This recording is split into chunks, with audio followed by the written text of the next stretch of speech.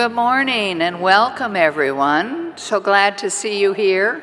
I know we've got a few more registering outside. I'm Sue Kohler, the chair of the Third Age Committee. We're so glad to have you here with us in Westminster Hall and on live stream on this gray day. There will be time for questions and answers after the presentation. Those of you on live stream can put your questions in the chat and then we'll forward them up to our speaker today. Then we'll have a light lunch, unfortunately not for those of you on live stream. That will be from Jimmy John's, and we'll also have a chance to socialize with one another. Today we are delighted to hear from Eileen Delahunty from the U of M's Cannabis Research Center. Chris Martin, a Third Age Committee member, will introduce our speaker after Reverend Margaret Fox opens us up with a prayer. Margaret, will you please?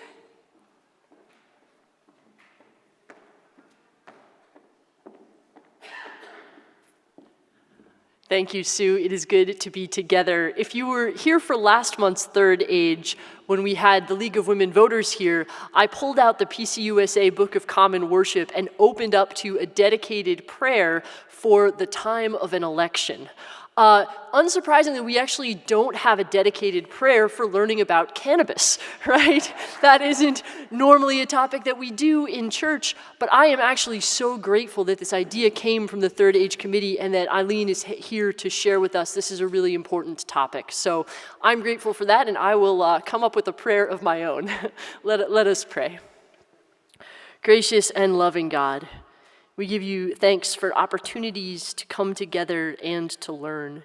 We ask that this would be a time of connection, of deepening, of sharing, of learning and engagement. In your holy name we pray. Amen. All right.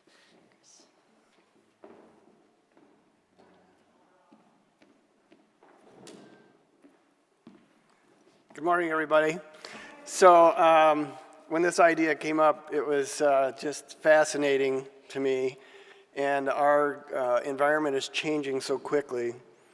We felt that it was important that we have somebody tell us about it, and we couldn't have found a better person. Today we have Eileen Delahunty, and she works at the University of Minnesota in the Public Health Department, and I'm going to have to read this so I get it right. Eileen is an epidemiology PhD candidate and at the University of Minnesota Public Health Department, and her research focuses on the public health implications of cannabis policy, particularly for young people. Now, Eileen holds a master's in community health promotion from the University of Minnesota and a Bachelor of Science in genetics from the University of Manitoba, Winnipeg, Canada. Now, I am always amazed at how young people are managing and getting through things, and I was so interesting to hear that Eileen is not just a busy researcher and a worker at the University of Minnesota getting her PhD, which she's working on finishing up this year. She also has two beautiful, almost one-year-old twins. So try to manage all that. And to top it off, they were born on her birthday. So please join me with a warm welcome for Eileen Delahunty.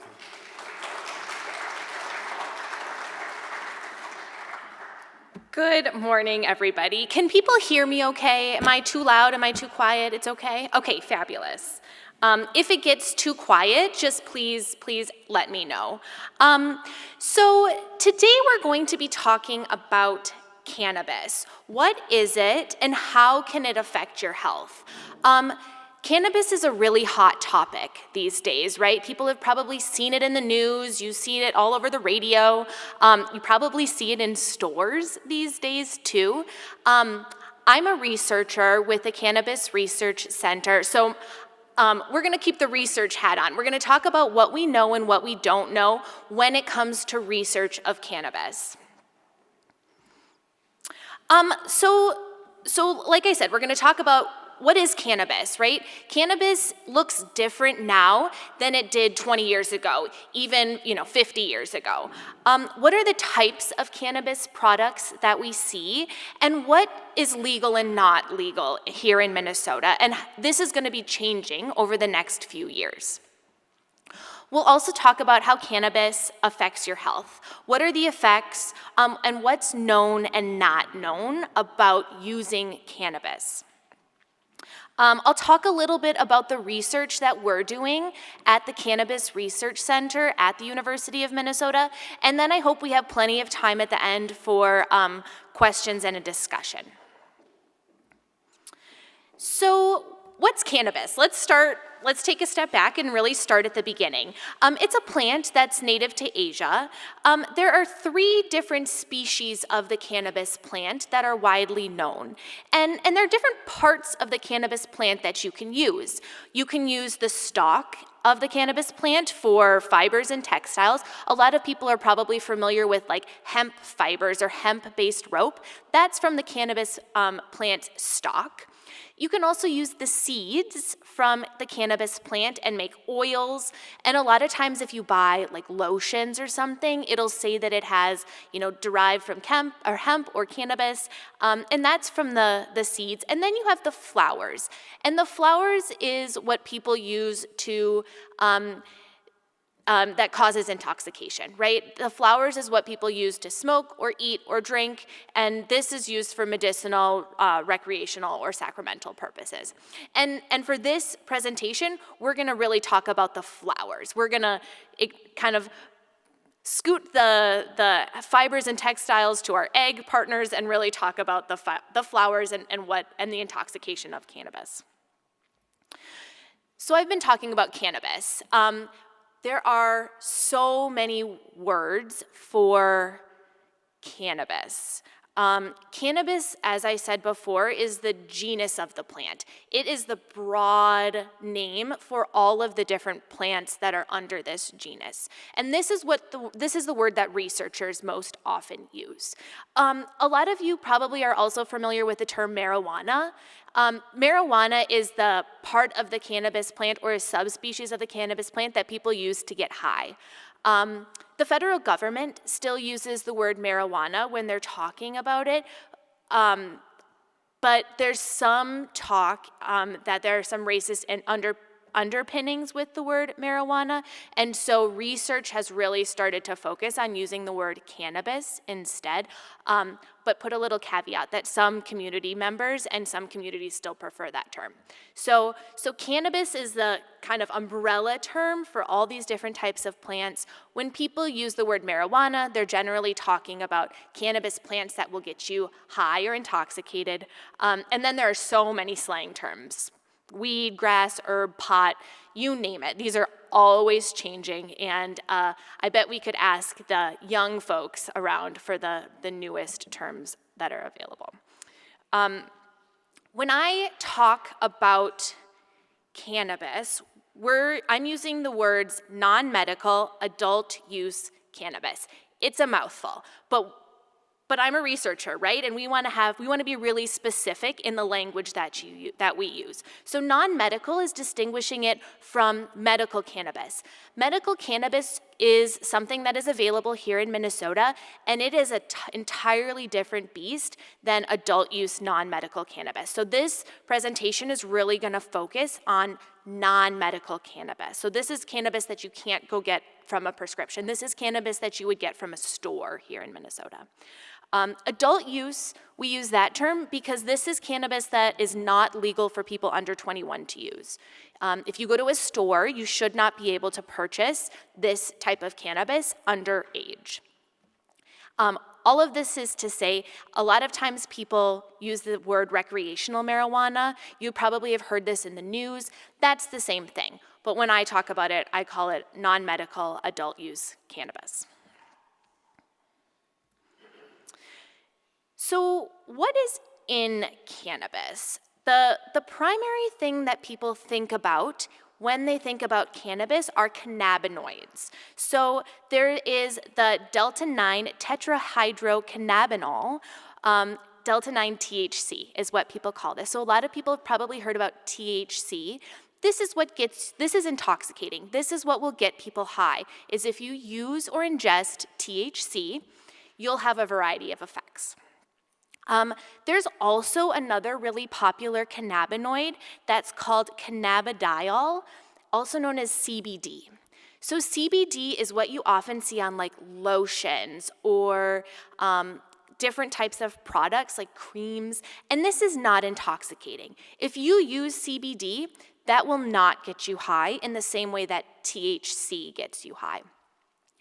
It's pretty confusing. You'll see both of these around quite often, but important to know that when you see something that says contains CBD, it is not going to cause intoxication. When you see something that says THC, it will most likely cause intoxication. And the different types of cannabis plants have different amounts of CBD and THC in them. When you go to other states, we don't see this that often in Minnesota, but when you go to other states, you'll see other types of THC that are widely available. Minnesota's put some restrictions on this, but if you go to Wisconsin, for example, and sometimes in the news you'll see a lot of like Delta 8, Delta 10 THC, that's not as available here in Minnesota, but I put this on here just to have you recognize that there are other types of THC as well that you'll see more often in other states. But here in Minnesota, it's really the Delta 9 THC that we see most common. So hemp is a type of cannabis. And what ended up happening, so before 2018, hemp was considered equal to every other type of cannabis. It was a Schedule I drug. You were not able to have it in the United States.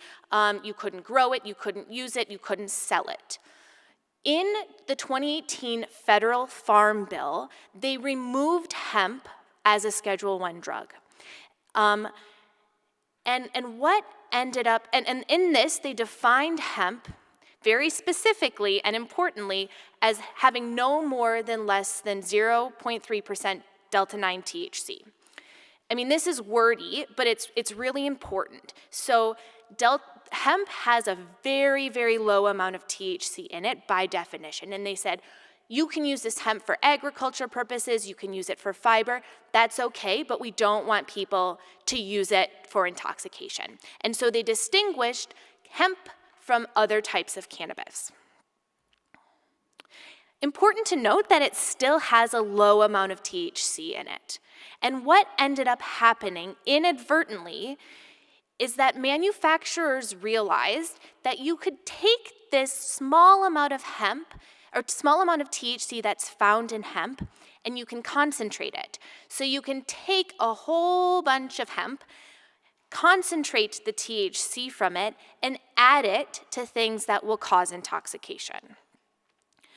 And this is compliant federally with the 2018 Farm Bill. Minnesota, because we're great here in Minnesota, realized this before most other states. Other states didn't realize that this was a loophole in the Farm Bill.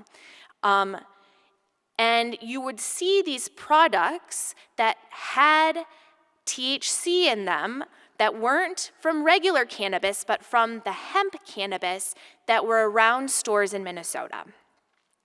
Well, the Minnesota legislators realized this. They heard about these products, and they decided to regulate them. And the three important regulations that they said is that you can't have more than 5 milligrams of THC per gummy or per unit, that you can't have more than 50 milligrams of THC per package, and that you have to be over 21 to purchase these products. So, what ended up happening?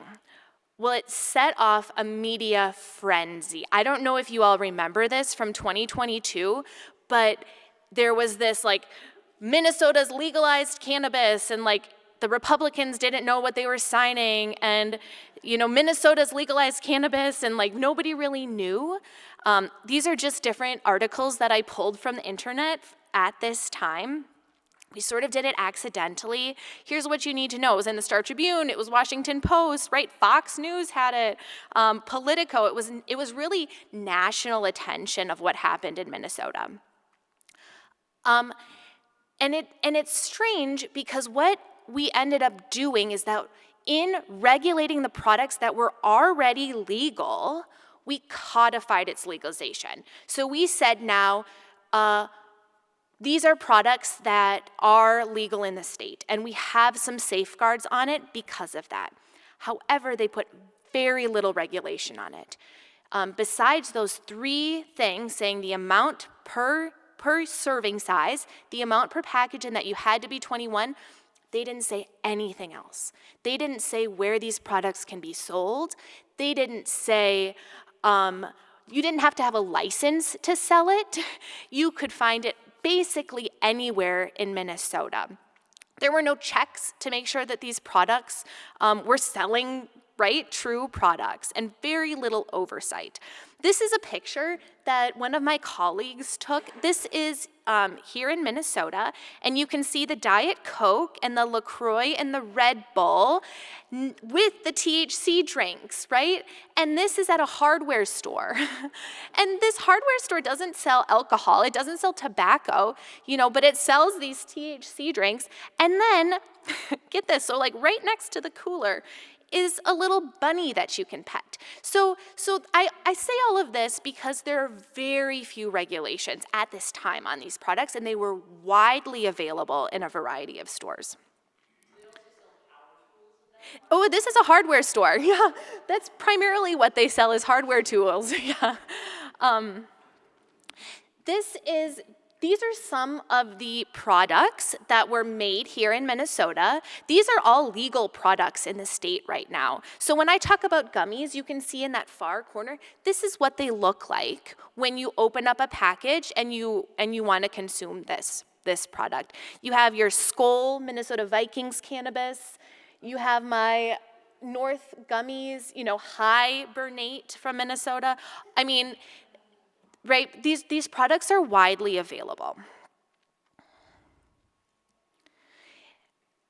Last year, Minnesota legalized a non-medical adult use cannabis. So we've been talking about the hemp products, which are just a different beast. Hemp products are legal federally. Unless a state has put regulations in it, they are legal in that state. So Wisconsin, for example, has put very little regulation on these products. These are available in Wisconsin. These are available in Iowa. If a state has not regulated them, they are available. Important to note that if the state has not said that you have to be 21 to purchase them, legally underage people can also then purchase them. So, Minnesota legalized adult use cannabis. And this is what, when you think of like Washington, California, Oregon have also legalized adult use cannabis. And this is where adults 21 and older, it's legal for them to use cannabis, to possess cannabis, and grow cannabis. This law also put more regulations on the hemp-derived products, right? Before this, it was a free-for-all. Now they say that you have to register your business, and they have required labels and testing on the products. So these products are still widely available. Oh, I should also mention that this 2023 legislation also was what funded the Cannabis Research Center at the University of Minnesota and set up the Office of Cannabis Management. So adult use cannabis, right, your more traditional cannabis is going to be coming here in Minnesota. Dispensaries or stores that only sell cannabis products are going to be opening. But I think it's important to note that these hemp products are still here. If you see this map that I took, this is a screenshot of a map that I took last, I think it's November 4th is when I took this. These are all the places that you can buy cannabis around here. All of those, or these are places that are registered to sell hemp-derived cannabis products. So those packages that I showed before. So even though Minnesota's legalized cannabis, you can still purchase them right now.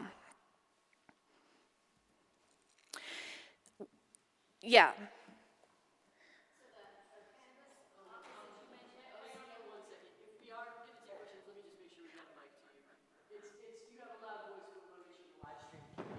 Oh, thanks, Chris. Who's got the question, please? Yeah. Just double checking that the OCM is the oversight body, not like FDA or? Correct. Yep. Okay. Office of Cannabis Management is the governing body that Minnesota has set up to oversee cannabis in the state. And that includes the hemp. It does include the hemp. Thank you. Yeah. Although hemp is a little bit different. Yeah. Because hemp is legal federally. So the policy implications of it's complicated. But yes, they are the governing body in the state. So part of the reason that Minnesota has legalized adult use cannabis is because cannabis policies and enforcement have created a lot of harm in the state. And this is pretty well documented that these harms have been disproportionate for the Black and brown communities of Minnesota. And this policy was passed, I think, with good intentions to rectify some of these problems. We have now in Minnesota expunged records for misdemeanor cannabis cases and case by case for felony convictions. And then as these adult use cannabis dispensaries open, there's going to be priority of licenses for people that have been disproportionately affected. And the Office of Cannabis Management is going to have an equity-focused division. If you're confused after all of this, it's because it's really, really confusing, right? I'm a researcher that studied this for my PhD, right? Like I've been totally entrenched in this for the last 5 years, and it's still confusing. And it's confusing because things are changing, right? This is a really emerging field. The policies are changing, the regulations around everything are changing, the products are changing. What you find this year is totally different than what you found last year, and probably will be totally different than what you find next year. The research conclusions on cannabis are also ever-changing. As a researcher, it's been very challenging to study cannabis. Until 2018, cannabis was a Schedule I drug, right? It's equivalent to like methamphetamine. You can't study it. They will not, the University of Minnesota is a federally funded institution. You can't have these products on campus. We can't study it. Very few surveys asked about use, and if they did, it was not very consistent. So I say all of this because really there's a lot that we don't know. However, there's a growing body of research, especially in areas where adult use cannabis has been legalized, and I think we're starting to really get a handle on what the research says and the consequences, both positive and negative, of cannabis legalization.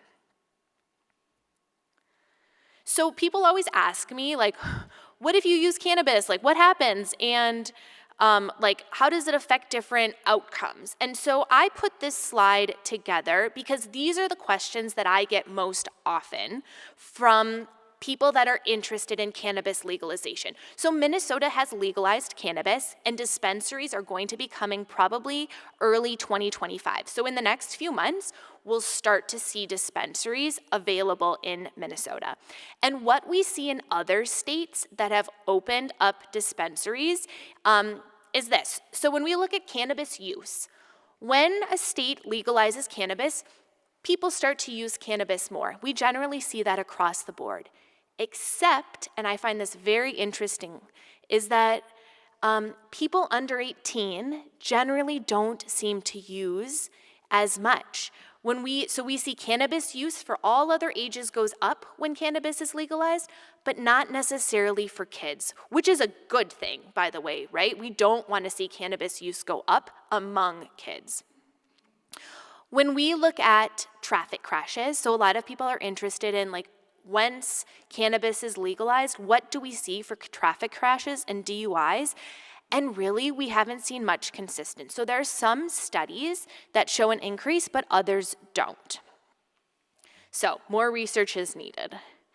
When we look at mental health outcomes, we see the same thing. We see that some studies show a positive trend. So like once cannabis is legalized, some studies show an increase in mental health disorders, but others don't. Interestingly, and this I think has been a surprise for the research community, is that as of right now, we don't really see an increase in things like schizophrenia, which is something that people were really concerned about after legalization.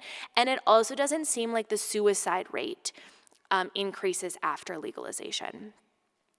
When we look at violent crime, people are often interested in what happens when we legalize cannabis. And in other states, it's all, like I said in all the other ones, it's really mixed. But there doesn't seem to be evidence, or there does seem to be evidence in a reduction in really violent sexual assaults and a reduction in intimate partner violence. One thing that we do see, however, once cannabis is legalized, is an increase in cannabis-related poisonings. And this is something that we'll talk about a little bit later on in this presentation, but we see a real increase in cannabis-related poisonings, particularly for children, once cannabis is legalized. So why do people use cannabis, right? What are the effects of cannabis? So using cannabis may cause happiness or relaxation, right? That's what we call high. That's why a lot of people use cannabis. It can also have different negative health implications, like increased appetite, headaches for some people, some dry mouth, lightheadedness and dizziness, drowsiness, fatigue, impaired attention, judgment, and coordination, and then an increased heart rate. So like a lot of other substances, we really see a whole variety of things that using cannabis can cause. People talk about using cannabis medically, and I'll just say these are the most common things that we see.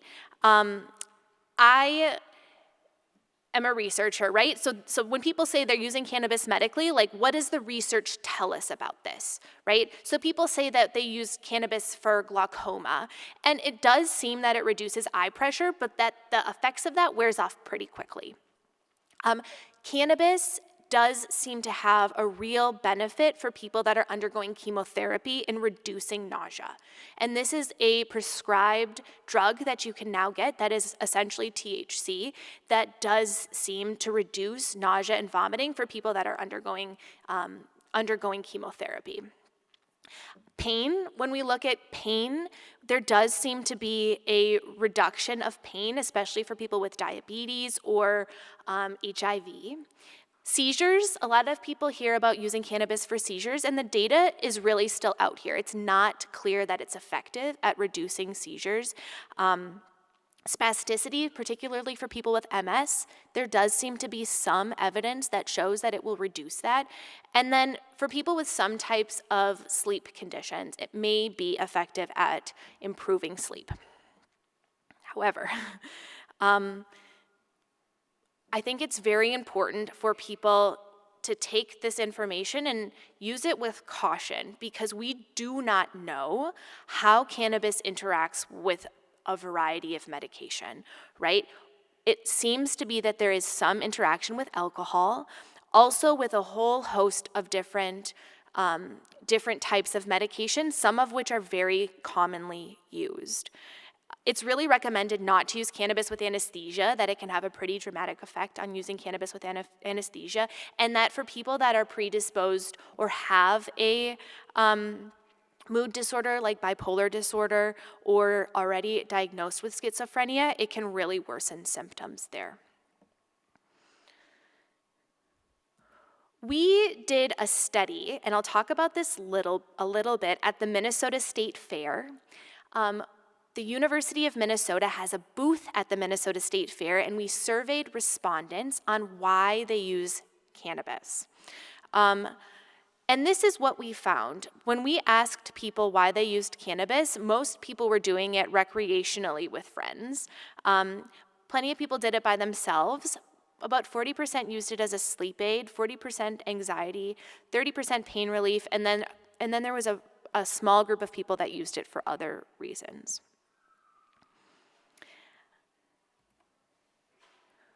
This graph is from 1995. And you can see here how, remember we talked about how THC is the intoxicating part of cannabis? When we look at that red line, look at how THC, the proportion of, the concentration of THC has increased. This is imperfect data because, like I said before, we can't take cannabis and study it, really. We can't have it on campus. And so this research was done by cannabis samples that were seized by the DEA, and they were able to test the concentration of THC in the cannabis. And what they see is that over time, the concentration has increased dramatically. And so people who are using cannabis are using much higher concentrations of cannabis than they did, 20, 30, 40 years ago. For clarity, was that the plant is increasing the THC content or the process of, combining? Yeah, great question. I can just say it. I'll repeat it. So question is if the plant is increasing in concentration or if it's the quantity. I don't know for certain the answer to that, but I think that it's the plant. I think that you can breed the plants to breed it to have increased THC concentrations. Yeah, I don't know about this specifically, but the plant itself has greater THC concentrations over time.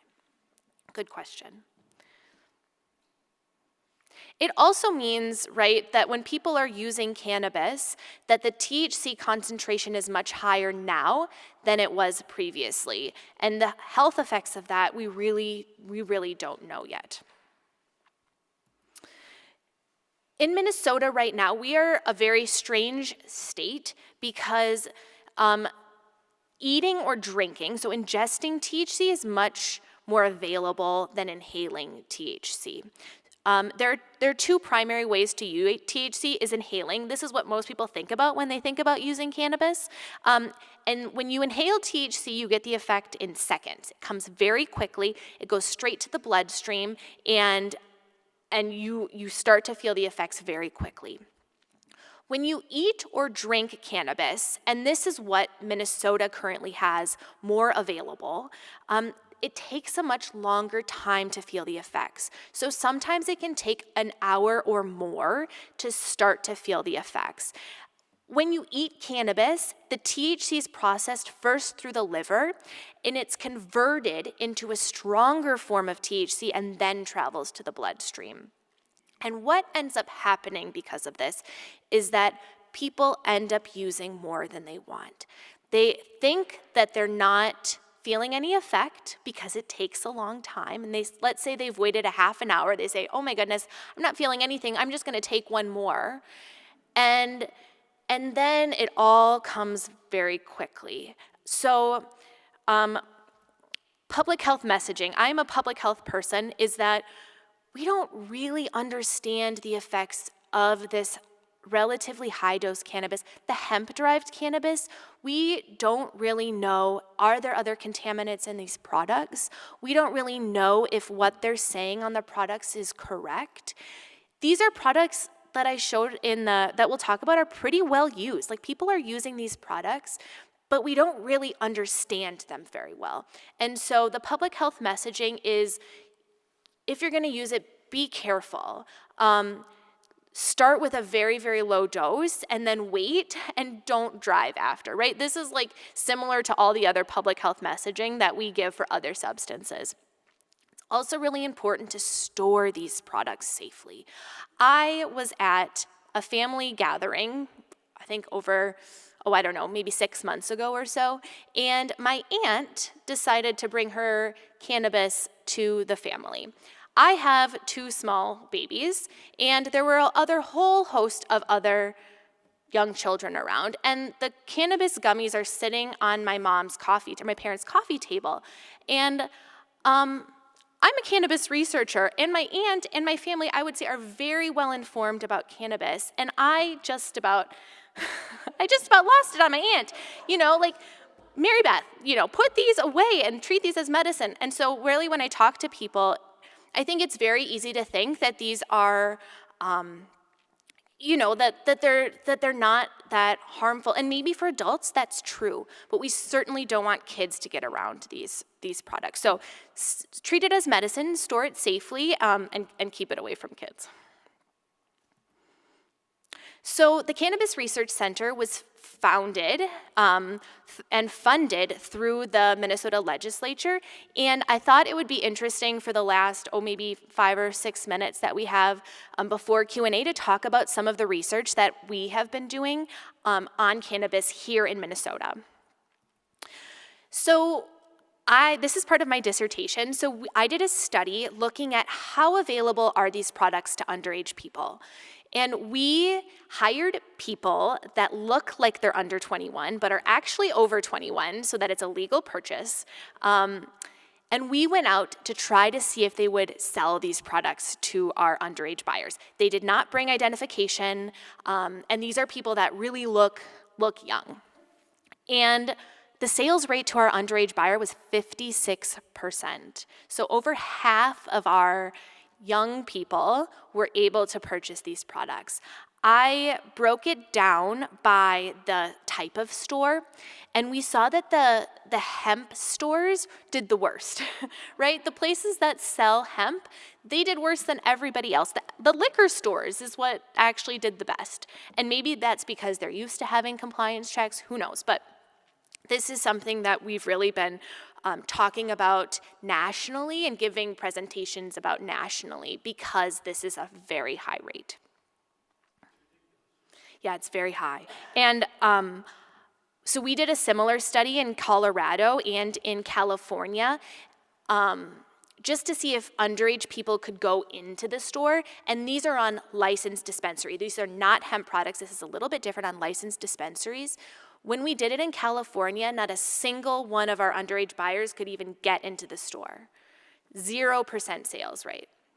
A colleague did it in Colorado, and only one person was able to get into Colorado, or into the store in Colorado. So when we see 56% in Minnesota on these hemp products, it really should be a wake-up call for people that, like, these are available to kids, and they're getting it, we think, at a pretty high rate. Did you have a question? Yes. Yeah, just a question for the audience. Does that make anybody else angry? We've been giving lots of presentations to mayors and public health officials around the state, and hopefully, like, people are familiar with adult use cannabis, and they're really less familiar with the hemp products, and this is nationally. And I think something that I'm really trying to promote is that these products are intoxicating, and kids are using them, and we really have to just watch these. I thought you all would be interested in this. So this is, like I said, we did this state fair survey. We surveyed, I believe it was like about 1,700 people in Minnesota, and we asked them had they used cannabis in the last year. So this is from 2023, and I broke it up by age because I thought that you all here would find this interesting. So let's look at the 51 to 65. 32% of our 51 to 65-year-olds in our study said that they had used cannabis in the last year. And when we looked at the 66 plus, about a quarter of people had used cannabis in the last year. So 1 in 4 of our people, 66 plus, said that they had used it. We also asked, had they used the products in Minnesota, and we found that about 14% of our 66 plus had. So I say this because it's a product that's pretty, you see it used. These are products that people are using, and I think that it's important for people to understand the effects of it and to know how to use it safely if they're going to use it. This is also part of my dissertation, and we have been looking at cannabis-related emergency department visits, and this is across the state, and calculating how many of them were cannabis-related. And it's gone up a little bit. In 2023, 1.7% of all emergency department visits were attributed to cannabis. When we look at the poisonings, so this is a different categorization of emergency department visits, we see, and this is the number, not the percentage, but we see that it's going up. And this is similar to trends that we've seen in other states, is that as cannabis becomes more available, particularly the ones that you eat, the cannabis that you eat, the poisoning increases. And this is when I looked at it by kids 0 to 12. And so this is the number of poisonings that had happened here in Minnesota from 2016 to 2023 among kids. And what we see is that as these edible products become more available, kids are being poisoned by it, or at least going to the hospital because they think that they've used it, or that they have used it. I particularly looked at 0 to 12 because I don't think these kids are using cannabis intentionally. 16, 17, yeah, they're probably using it intentionally, but a 5-year-old is not intentionally using cannabis, right? They're getting into their parents' gummies because they look like candy. And that's why I think it's really important to have this public health messaging that these products are really hard to, it's hard to distinguish this from other types of candy products. And sometimes it's hard for adults to distinguish this between other types of candy products. And we're really seeing an increase in children's poisonings because of that. Yeah, go ahead. So what would be the definition of poisoning? Yeah, great question. So these are looking at hospital administrative codes. So when you go to the hospital, your doctor is going to bill the insurance company, and they're going to say what types of things, how are they going to bill it? And so these are billing codes. So I don't have a way to distinguish or to understand how a doctor is going to check the box that says this is a poisoning. That's a really good question, and certainly a limitation of these data. There are so many things that we want to answer about cannabis, but we are so limited in our data that sometimes we have to use imperfect measures, but I do still think this tells a story. So the take-home messages from this presentation is that cannabis is a new and really emerging field. The research on the possible health consequences and benefits is progressing, but we still have so much to learn. We also know that a lot of people use cannabis, and it's really important for people to know the products and the regulations and the rules around using it. So, thank you, everybody. That is the end of my presentation, and I'm happy to answer all the questions. A lot of questions. Okay. Yeah, Chris. Since gummies are like candy, are they really, should they be regulated, and should other delivery methods like flour also be regulated in some other way? Maybe banning the gummies outright. Yeah, should the gummies be banned? Well, we have some rules around it. You can't put it, for example, you can't have them look like bears, right? You can't have gummy bears. They have to be these little square things. And you can't have packages that are obviously marketed to kids. Those are rules that we have put in place here in Minnesota. In other states, you'll see, it's just wild to see the things that they have if they haven't put any rules and regulations. Should they be banned? This cat's sort of out of the bag for that one. They're already so widely available that I think pulling this in, I mean, the hemp industry is very powerful right now, and I just don't see. I think really going forward, it's just understanding like how can we make these products safe, because I don't think that we're going to ban them. And I don't know one way or another what the best answer for that is. Oops. So I was listening to the radio the other day, and they were talking about the lack of federal regulation. Do you see any movement to federally regulate, like legalize cannabis? Oh, I don't try to guess anything with the federal these days, but there's some talk that the new Farm Bill may put more regulations on hemp. This was really a surprise for the regulators when they legalized hemp and declassified it. So there is some talk federally about putting some more stringent measures on the hemp products. There's been talk for a while about legalizing or deregulating or changing the schedule of cannabis. I don't know if that will actually happen or not. Yeah. I can maybe answer that a little bit. So the DEA has put together a committee to investigate whether they should change the level of regulation from Class 1 to Class 2 to make it a little easier to do research on cannabis. They don't want it to be out there, so they're not going to declassify it at all, but they'll change its level from a 1, which means you can't do anything with it, to 2, where you can at least apply for research. But that's just in the committee, and who knows what will happen down the road.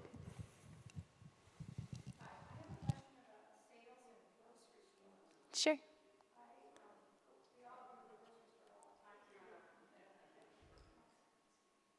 Oh, there we go, lights on. I have a question about the grocery stores. I wouldn't even know where to look for it in the grocery store, and how is the sale regulated? That's a good question. So not all grocery stores sell cannabis, but many do. They can be in a variety of places, right? So they could be with like behind the counter with tobacco. Sometimes you'll see them there, kind of by customer service. Other times you'll see them, especially if they have drink things, it'll be in coolers around the store. So the newest version of the in Minnesota that is being, how do I say this? The newest regulations that are being considered by the Office of Cannabis Management are to put some more regulations on where these products can be, maybe making them behind glass, right, instead of like, kind of at the front of the store, something like that. So there's talk about where should these products be placed, but right now there aren't a lot of rules and regulations around it. Are there other cannabis research centers at other universities? Yes, there are. California has several. I think there are, maybe 10 or so across the country. Yeah.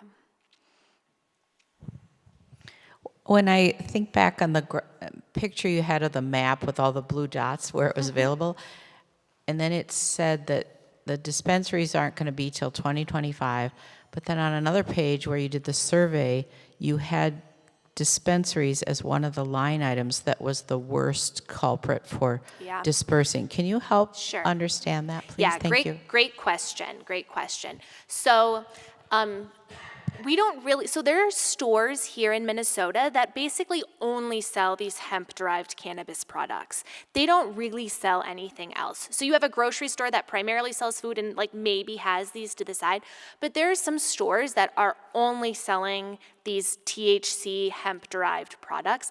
There's no good word for them, and so we've been calling them THC hemp dispensaries. But you're right, they are different than the dispensaries that are going to be opening in 2025. Yeah, that's a hemp-derived THC stores might be a better word for it, but you're right, it's different regulations and rules than what's coming. I just wanted a way to distinguish these from other types of stores, but that's a great question. So should we be leery of those because they're not regulated like these dispensaries might be? Also a very good question. I mean, I'm a researcher, right? I don't want to put value judgment on any of these, right? Weary, maybe, I don't know. But the research behind it is that it could be that the cannabis dispensaries will be regulated differently, potentially more than the hemp-derived dispensaries. Yeah, but a good question that I don't really know yet. We have a question from the live stream. If you're trying a THC product for the first time, is there a recommended concentration amount you should stay under? Also, is the concentration amount even listed on the product? Yeah, good question. So the concentration amount should be listed on the product. Minnesota has a rule for these hemp products that you can't have more than 5 milligrams per dosage. So like one of those gummies would be a dose. 5 milligrams may be a lot for somebody that has never used cannabis before. 2 milligrams may be a lot for somebody that hasn't used cannabis before. It really just depends. And so the recommendation is to use a very small amount and then wait for longer than you think you may need. And the second part of that is that this is what the product labels say. We have very little oversight in if what they say is correct, right? So that research hasn't really been established yet. We have not yet looked to see if it says 5 milligrams per gummy.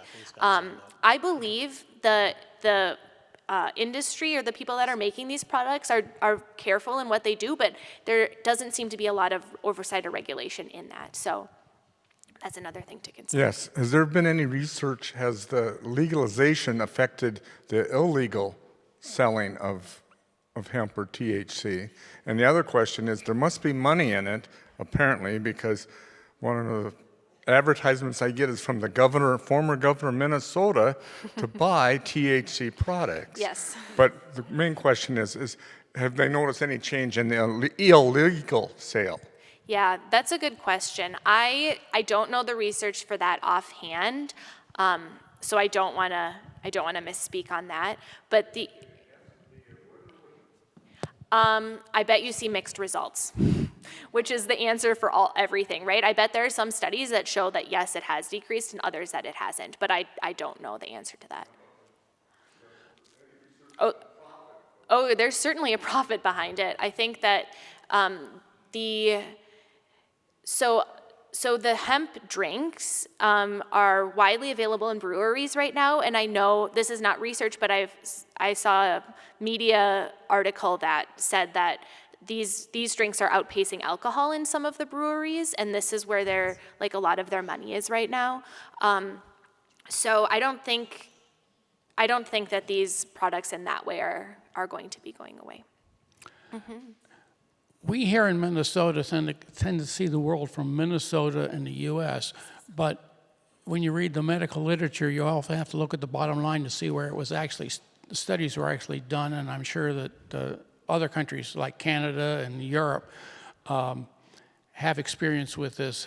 What is their experience on some of these issues? Yeah, great question. So a lot of the research on the effects of cannabis are actually coming out of Canada right now because they have legalized cannabis federally. So when they're able to look at the pre and post, right? So before and after legalization, what do they see? They were able to do some very interesting research on that. So Canada certainly is having a lot of there's just a lot of research that's also well-funded, or pretty well-funded in Canada for this. I'm less familiar with other countries and their research that's coming out, only because some of the other policies and rules around those countries are so different that it can be hard to have a comparison. But in Canada, certainly, there's a lot of really good research coming out there. Did that answer your question? Okay. At the beginning of your talk, you said you were not going to talk about medical grade marijuana. Is there a difference between medical grade and what's being sold now to the public? Yeah, that's a really good question. So when we study as public health researchers cannabis, we almost never look at medical cannabis because it's so different, and it's regulated much differently than what you would find in traditional stores. So I am not the expert on medical cannabis. There are probably plenty of people that know more about that than I do. So I want to be a little bit careful on what I say about the medical cannabis. But it is regulated differently than... Oh yeah, it's THC. Yeah, it's the same ingredient. Yeah. When you use medical cannabis, you're using THC. It's the same ingredient. If the milligrams are the same, I think it just depends on what it could be. I mean, it could be the same. Yeah, it's differently regulated. Yeah, exactly. And and the ways that you can use it are potentially different. I guess now Minnesota's legalized cannabis, so anyway, yeah, yes, it is the same product essentially, but with different regulations on it. Good morning. My name is Steve Law. I teach driver training with Elite Driving School in Richfield. And I know I've picked up some students that are stoned. I'm thinking that if there's anyone like to help me, I'd like to make a regulation for the state that if you get your driver's license, you have to do a urine test before you take the test. So if anybody's interested in that, and I'll send you my card, I'd like to see more regulation in this area. So I can just put a comment on that. So, and if you use alcohol and you go and drive, you can you get a breathalyzer and you can tell right away if you're intoxicated on alcohol. There's no equivalent for cannabis. So if you go out and you drive, there's no really easy way to test if a person is intoxicated on cannabis. You can do a urine test, but is it fair to say if a person used cannabis the night before, especially if it's legal, and then they are not intoxicated and they go out and drive the next day, they're still going to test positive for cannabis? And is that, it's not, we're not looking at the same thing. So that is something that is really being studied nationally and internationally to find some type of equivalent of a breathalyzer for cannabis, because we know that it causes impairment in driving, and there's not a good way to test for it.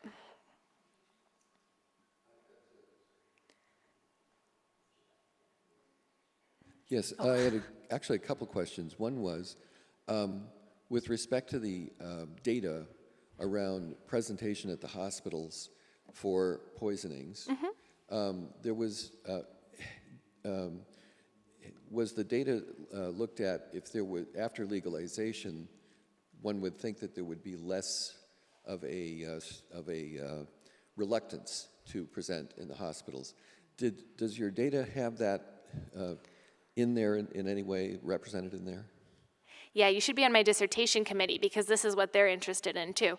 And looking at whether or not, are these data, there are limitations in any data, right? So we have several limitations in this. The first is that once cannabis is legalized, maybe people are more likely to go and say that they've used cannabis when they go to the ER. And maybe before, when it's not legal, they go in and they're afraid to say that they've used cannabis. So that could be something that we see here.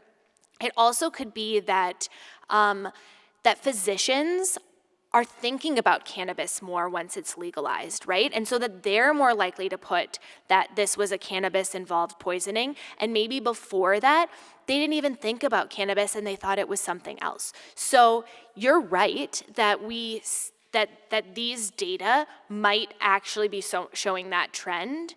That is part of the reason that we look at the underage one. If a 5-year-old used cannabis in 2017 or ingested cannabis in 2017, there's a pretty good, these are probably a lot more accurate, right? A 5-year-old using cannabis, the parent is gonna say, hey, they got into my cannabis, this is what happened. I don't think that they're as likely to try to conceal it.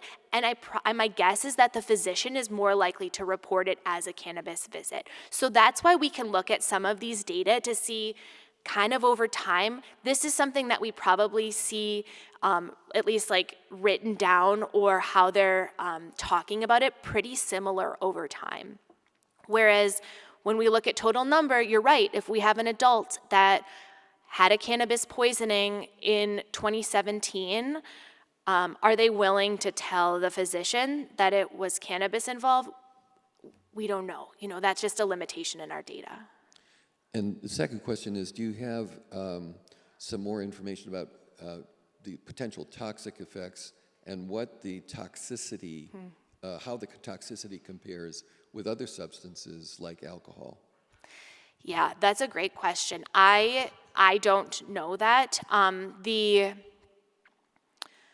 It's really hard to study the toxic effects of cannabis because for alcohol, you can have, in a laboratory setting, you can study alcohol, right? You can have a very controlled environment where they're looking at the toxic effects of alcohol. We cannot do that for cannabis because it's a Scheduled I drug. And even for the hemp products, I think that we haven't seen anything like that. So I don't know that research, and I don't know what's out there, but I also know that it's just a lot harder to study. We also don't have a way, I should mention, on these visits to say how much THC people used, right? Are they using a half a gummy and going into the ER, or are they using a whole pack of gummies and going into the ER? We don't know. We don't have a way to get down to that granular detail. Sure. My question is more along the lines of if you'd be willing to share your thoughts. So you talk about public health. Those are big, whether you want to say concepts or ideas. So I'm wondering if this is a sign of a change in focus or understanding of public health. I mean, so as a controlled substance, it's related to substance abuse, which maybe isn't just behaviorally understood, but it's a operative model of health is implied. On the other side of public, you talked about in the history there's like racism associated with it, and we can talk about other forms of dehumanization, villainization, blah blah blah. But I mean, but the public too is there a shift in the focus? I mean, that not unrelevant to the questions of what people say to their doctors or will share with their neighbors about their own private quote unquote use. I'm wondering, and since you're doing research that's is it gonna initiate toward just understanding, or does this have to do with public policy, or how do you negotiate what health is when you're under the pressures of state or federal or even just economy and availability and use? Yeah, well, I think you have a lot of competing interests here because on one hand, we know that cannabis policies have differentially impacted different groups differentially, and I think it's a part of public health to try to rectify that problem and to really make sure that we're not continuing to harm communities. On the other hand, we want to be really careful about stating the effects of cannabis. There are some studies that show positive effects of cannabis for some medical conditions.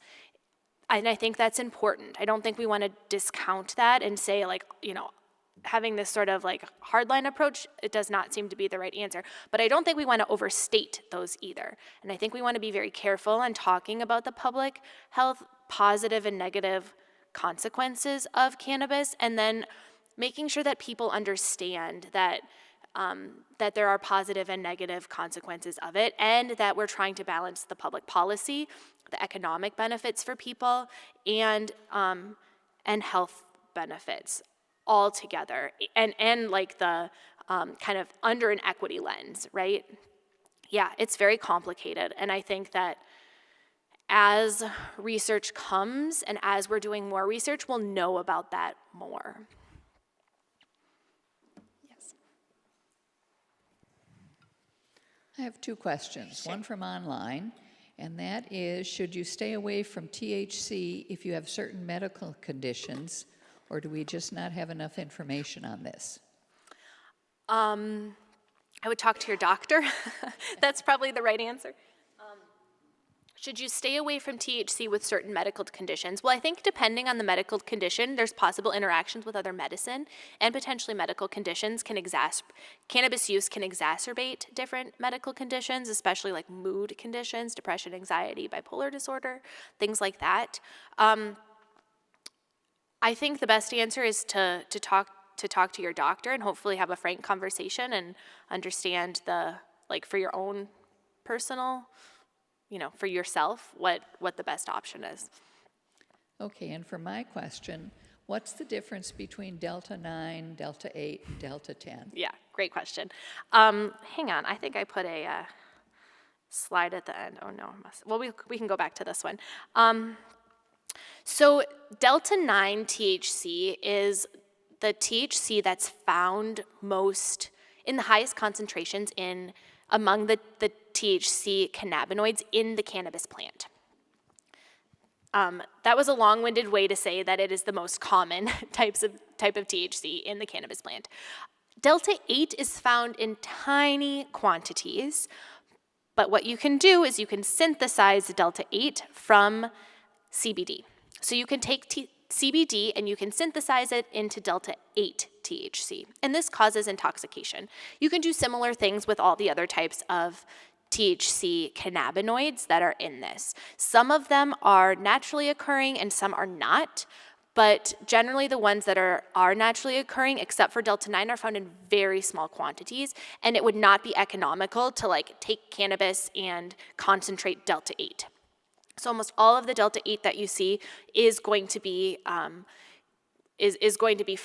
CBD. So it's a synthesized type of cannabis. And this is what you see in other states. In other states, you'll see Delta 8, Delta 10 all around. Minnesota, you don't see it as often because Delta 9 is so well established. Yeah. But remember with the federal farm bill is that it just defined hemp as Delta 9. And so in other states, there's another loophole, right, where Delta 8 is not regulated at all. So you can, right, there's just all these loopholes.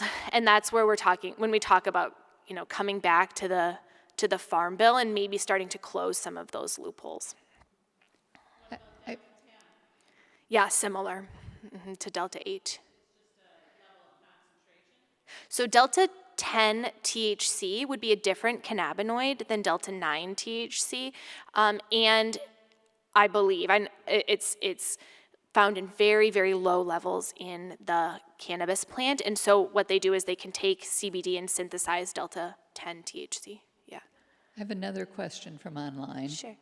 And that is, I'm very interested. Sorry, I see that question. I think it's more of a asking for medical advice question, which I know you're not equipped to do for us. But thank you, Sue, for raising it. Are there other questions? Yeah. Who can grow cannabis? Yeah, that's a great plants? question. And how do the tribal nations going to play into this? Yeah, let me see if I can find this slide. Just a second. Hang on. So, as of 2023 in Minnesota, anybody can grow cannabis. Any adult can grow cannabis, and you can grow up to 8 plants, but only 4 can be flowering at a time. So anybody in Minnesota now, an adult, is legally allowed to grow cannabis. What was your second part? I'm sorry. Oh, tribal nations. Yeah, so I am not a tribal attorney and I don't understand those policies very well, but they have their own governance. And so once Minnesota legalized adult use cannabis, basically the tribal nations, so Minnesota has the Office of Cannabis Management that is overseeing all of the opening of these dispensaries. The tribal nations do not fall under the Office of Cannabis Management. So when Minnesota legalized adult use cannabis, they were able to open up their own dispensaries right away, and they don't have to wait for the Office of Cannabis Management to set their rules and regulations. You've given us a lot of information, and so thank you for that. But I'll be honest, I'm feeling a little overwhelmed. Yeah. What are the 1 or 2 takeaways you'd like us to keep on our radars, our awareness, pay attention to over the next 12 to 24 months? Yeah. So that's a great question. Yeah, this is like information overload here. I would say that you'll see these products around. These products are available here in Minnesota. And now that, if you didn't know what to look for before, you'll see them now even more. They're on most restaurant menus or many restaurant menus across the state. They're at most breweries. You'll see them. Take a peek next time you go out. See if you see them. Liquor stores certainly have them. Yeah, tobacco stores, grocery stores, you'll see them around. The take-home message I would say is treat the hemp cannabis products the same you would as other cannabis products, right? Consider them intoxicating. Some people, I think, don't necessarily think of them as the same as other types of cannabis products. And that as Minnesota and nationally, we start to understand more about cannabis and are able to do more research on it, we'll really know a lot more about the health effects. So right now we're sort of in this like wait and see, like we don't really know, but hopefully we have more coming. That would be my take-home message. Yeah.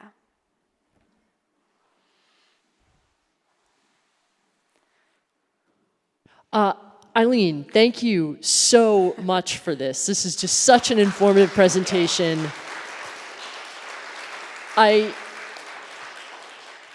I loved that last question asking for the summary because of so much overwhelming information. Yeah. And I will say, I haven't been keeping exact data for this, but I think you might have set a record for the most questions generated by any third age conversation. So thank you for the informative presentation and thanks for the engaged audience here. We have sandwiches on the way, but they're due out in a couple more minutes here, but they will be coming. And in the meantime, Sue, I'm wondering if we could invite you to talk about upcoming programs. Well, let's give one more hand for Eileen for the presentation. Thank you so much.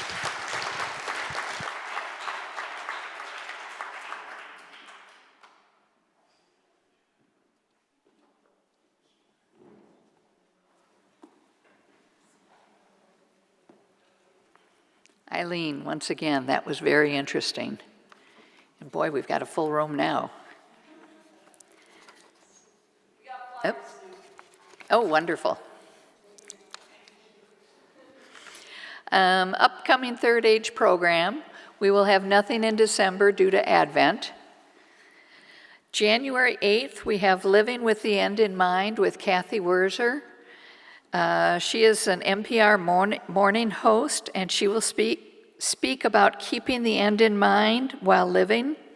In addition to her work for NPR, Kathy authored We Know How This Ends, Living While Dying, a book based on interviews with Bruce Kramer, who was living with ALS.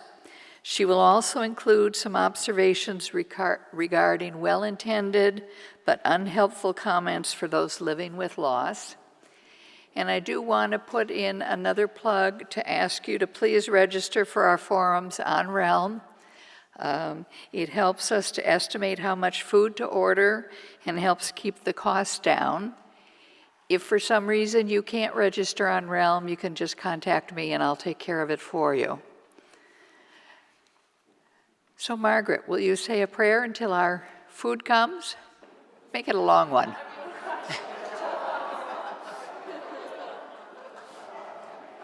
Wow, I'm actually known among the associate pastors for my short prayers, so this will be hard.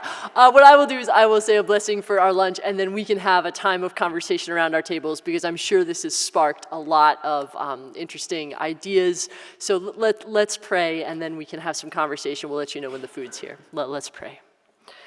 Gracious and loving God, we thank you for the gift of education and learning. We ask that you would bless and help all those whose lives are affected by the policies that have been and continue to unravel.